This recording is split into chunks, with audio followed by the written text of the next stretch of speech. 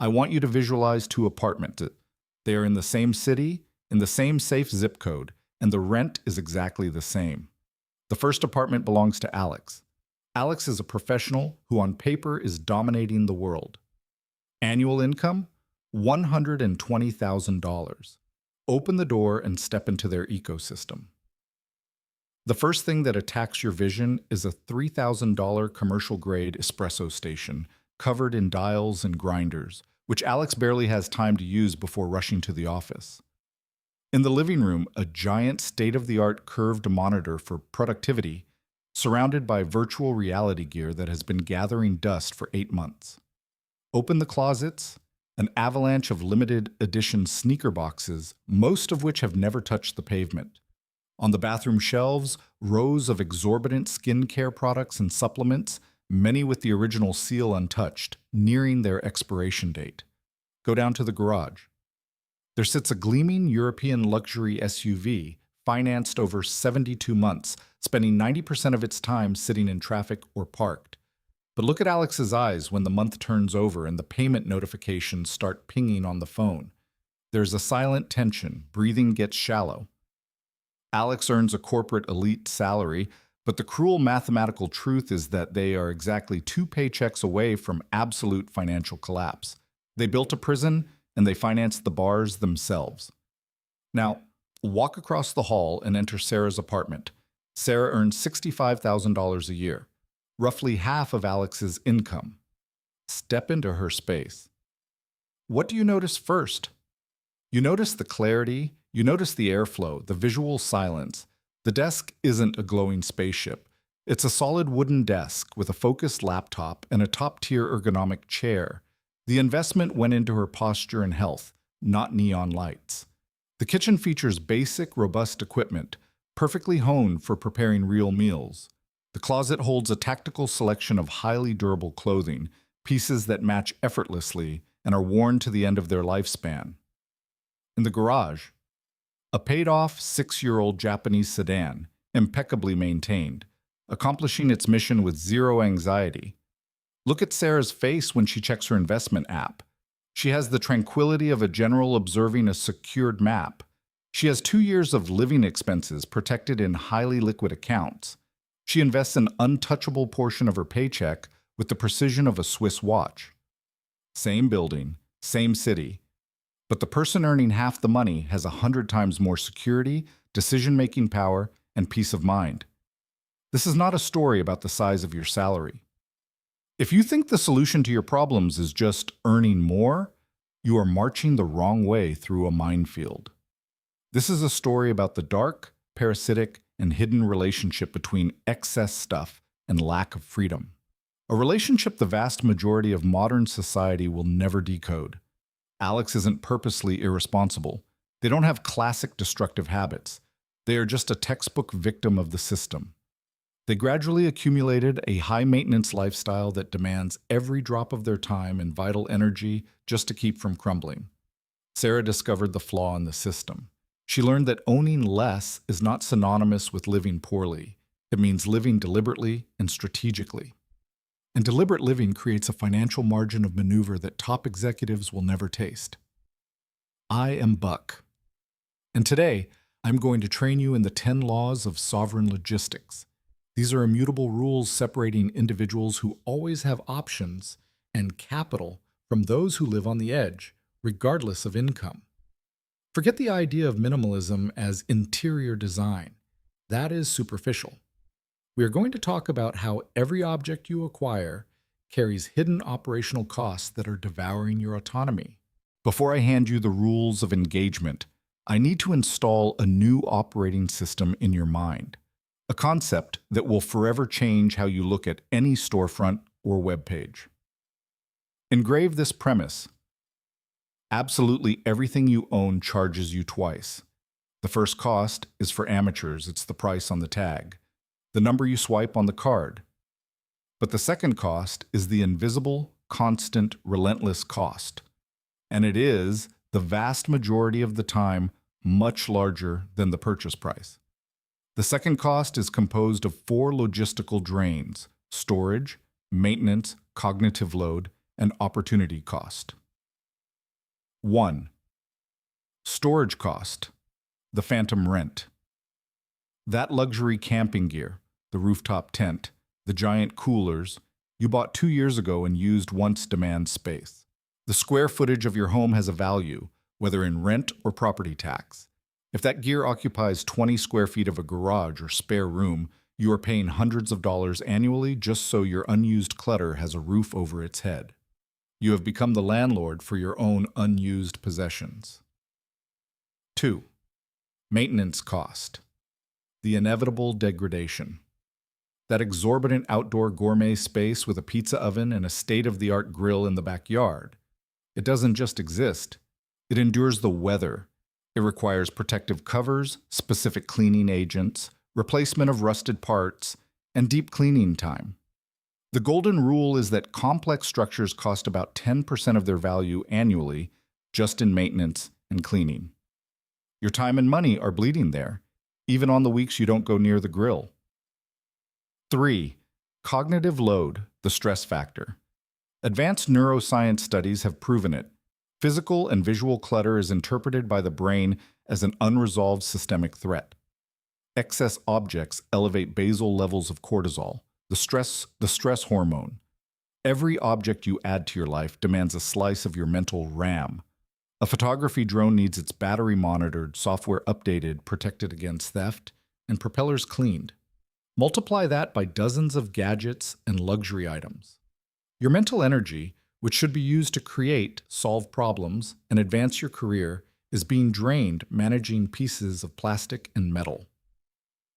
4. Opportunity cost, the hijacked wealth. This is the true empire destroyer. Every dollar locked in a rapidly depreciating object is a dollar pulled off the battlefield of compound interest. Those $10,000 trapped in a recreational ATV you ride 2 weekends a year? If those same $10,000 were deployed into a broad market index fund, in 15 years, they would transform into over $35,000. You didn't just buy a weekend toy. You bought a vehicle that loses value every minute, and you paid for it with decades of your own future freedom. When you grasp the coldness of this math, it becomes obvious that the purchase price is merely the entry fee to the club of modern slavery. Genuinely free individuals understand this. They avoid useless possessions because they calculated this double cost and concluded the cargo simply isn't worth the effort of the march. Pay attention to the 10 laws of sovereign logistics. Law 1.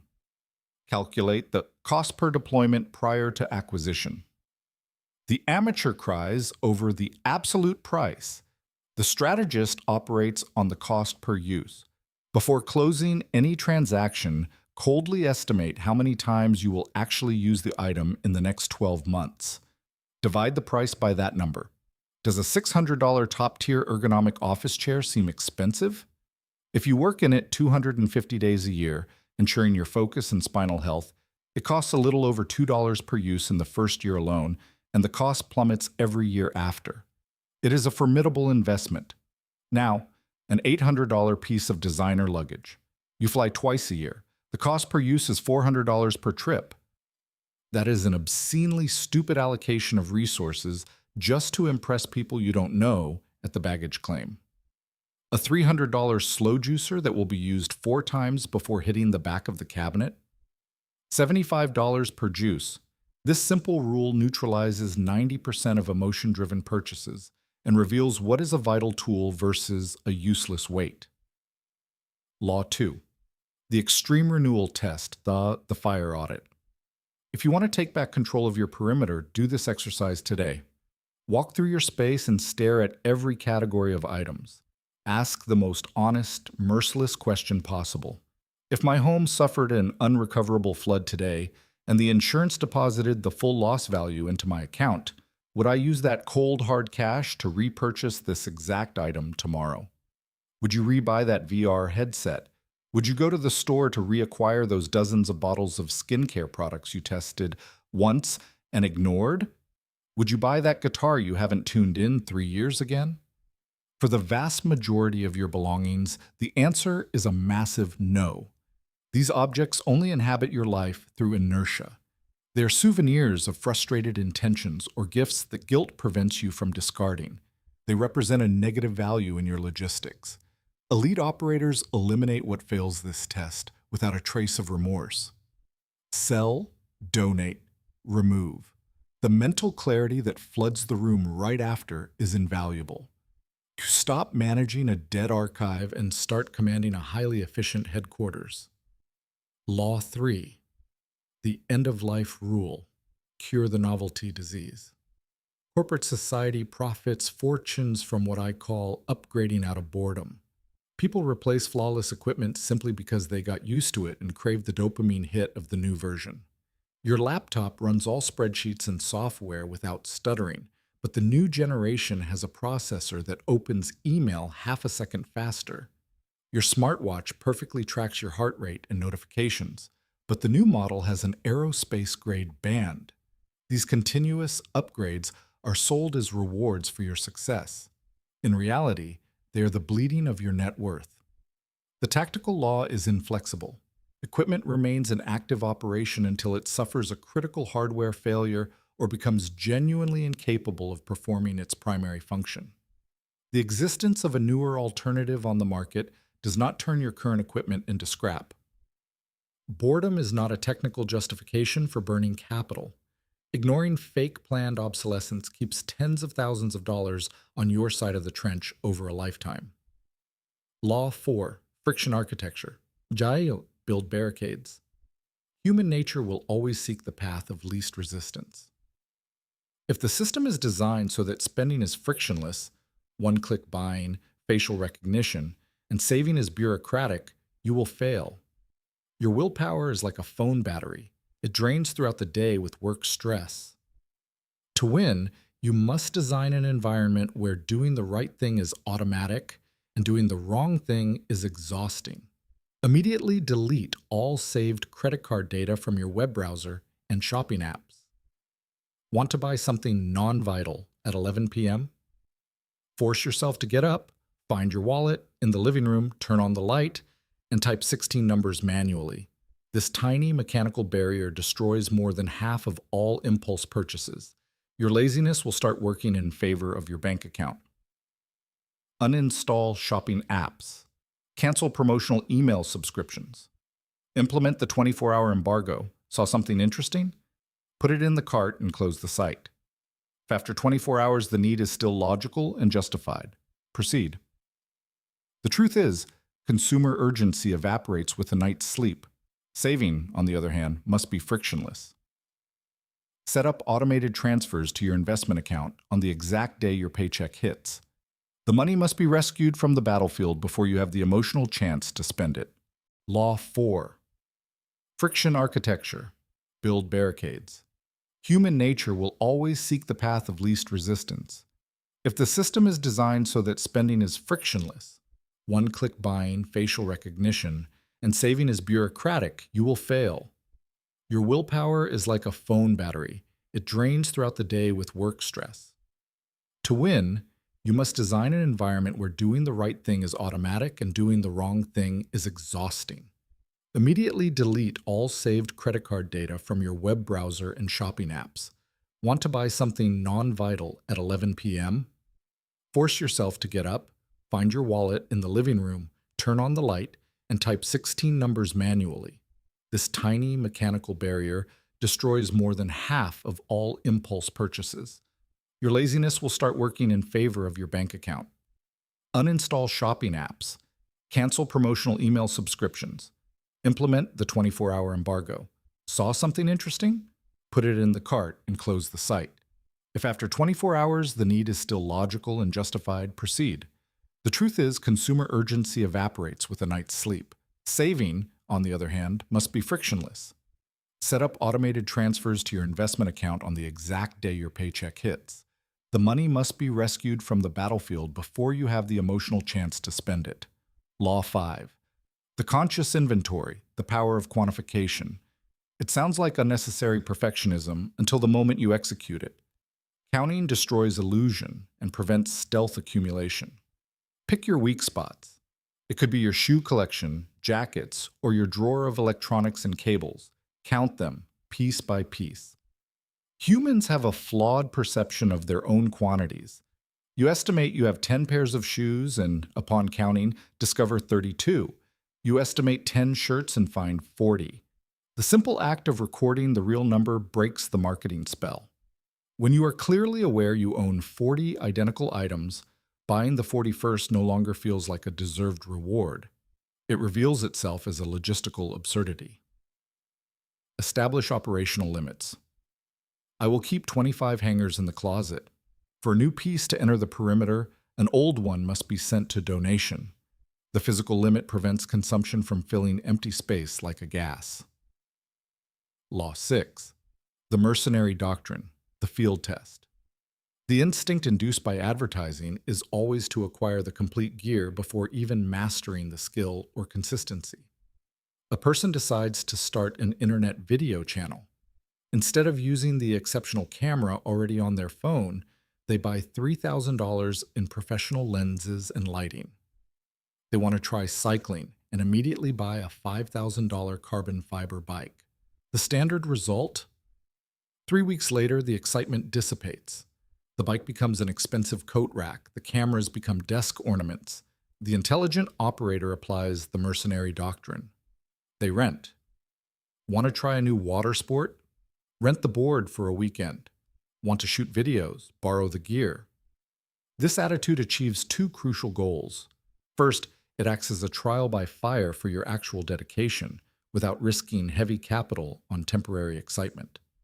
Second, if the activity truly becomes part of your life, your practical experience from renting will give you the exact wisdom to buy only the vital equipment, avoiding the overpriced garbage sold to deluded beginners. Law 7.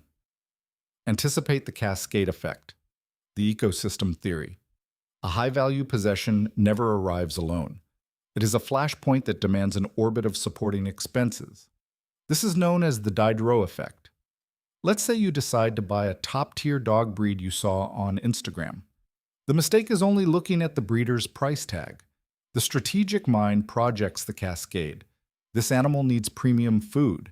It needs specialized veterinary care. It needs a daily walker because you work. It might require you to move to a house with a fenced yard. It might limit your travel or require exorbitant pet hotels. The real cost isn't the animal, it's the permanent infrastructure it demands. This applies to everything. You upgrade your camera, suddenly your computer lacks the power to edit the massive files. You need to buy a new computer, external hard drives, and expensive software. The focused individual calculates the maintenance cost of the complete ecosystem before authorizing the initial purchase. If the logistical cascade is unsustainable, the idea is immediately aborted. Law 8. Establish the coordinates of enough before increasing income. This is the lethal trap that captures professionals who receive large raises, bonuses, or inheritances. They never mathematically defined where the finish line is. They don't know what enough is. As their income rises, their desires and standard of living expand in equal proportion to consume all available capital. Saturday dinner out turns into highly expensive restaurants 3 times a week. Economy flights turn into constant upgrades. Without a clear definition of enough, the treadmill never stops accelerating. The stress of paying the bills and keeping up appearances for someone making $200,000 is exactly the same stress as someone making $50,000. The sovereign person defines their parameters of enough coldly. My ideal, non-negotiable operational baseline is living in a safe environment with a reliable, paid-off vehicle and the highest quality nutrition. When the promotion happens and income doubles, the lifestyle doesn't move disproportionately. The definition of enough has already been met. The massive excess capital generated by that leap is then injected with full force into acquiring assets that buy their own freedom.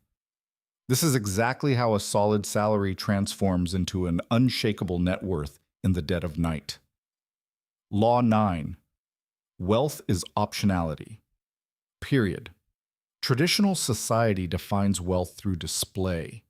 The imported watch, the armored sports car, the photos at exclusive resorts. That is fragility masquerading as power. The absolute metric of wealth for those who understand the mechanics of the world is called optionality. Wealth is, purely and simply, how many choices you have available on the menu of your life on a Monday morning. Can you look at an abusive situation, be it a disrespectful client or a toxic superior, and elegantly walk away because your reserves allow it?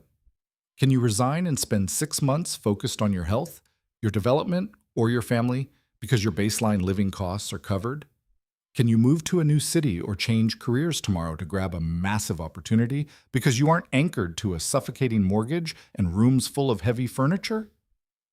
If you make a lot of money, but your fixed costs and debt payments consume 95% of your income, you have zero optionality. You are a highly paid employee of your own credit card bill. You don't have choices, you have obligations.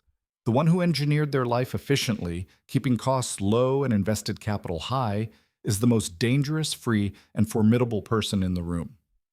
Every futile purchase you avoid is a brick of autonomy you add to your castle. Law 10. Continuous perimeter vigilance. Most attempt to apply these rules through a desperate purge once a year, a giant cleanup that consumes the entire weekend. This generates momentary relief but fails in the long run. Accumulation is cunning. It happens little by little. A box here, a forgotten object there. The final law demands cyclical maintenance. Do not rely on epic events. Integrate quick weekly or monthly tactical reviews. The one-in, one-out rule must be martial law inside your home. By identifying 3 unused items and discarding them weekly, you create a sustainable process that takes minutes instead of a daunting, spirit-crushing task. Vigilance is the guardian of your tranquility. Herein lies the formidable secret of uniting finances with optimized logistics. They form a violently powerful feedback loop. By armoring your consumption and cutting the dead weight, your investment account begins to inflate at a staggering speed. And when your financial wall stands strong, when you have the backing of hundreds of thousands in reserves, your intrinsic desire to prove something through consumption simply evaporates. The person lacking a solid foundation buys luxury items because they need them as social armor, to communicate power.